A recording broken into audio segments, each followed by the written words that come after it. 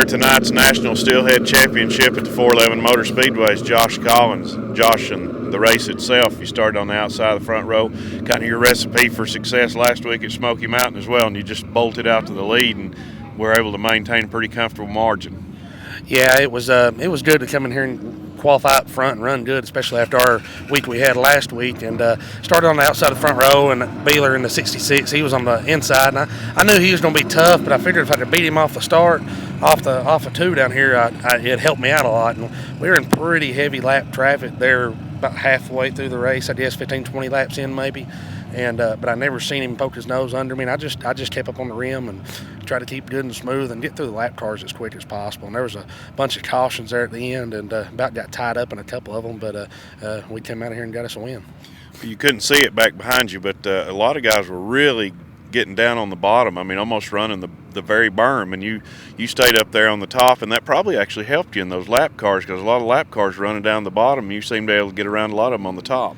Yeah, well, I mean, if anybody's ever seen me race here or win a race here, most of the time it's been on the top, and luckily tonight that's just where the racetrack started out good up there. That's where we hot lapped, where we qualified, and I tried the bottom once when we got in lap traffic, and I just felt like it slowed me way down, so I jumped back on the top, and I figured if anybody was going to go by me, they were going to have to do it on the bottom. And then not only the race, but you capped off a really good season here with a nice payday tonight, but you won, I believe, your third straight track championship here at 411 as well. Yeah, this was our third one, and man, I said this last year, but I don't think we're going to try to do it again next year. It's just too much work and too much headache to try to be up here for 30-something races a week. It's great that they're able to run that much, way more than any other track around here, but it's just hard on us and family and the car and equipment, everybody involved to do that. This track here's probably got as much competition for a local late model division than probably any track around.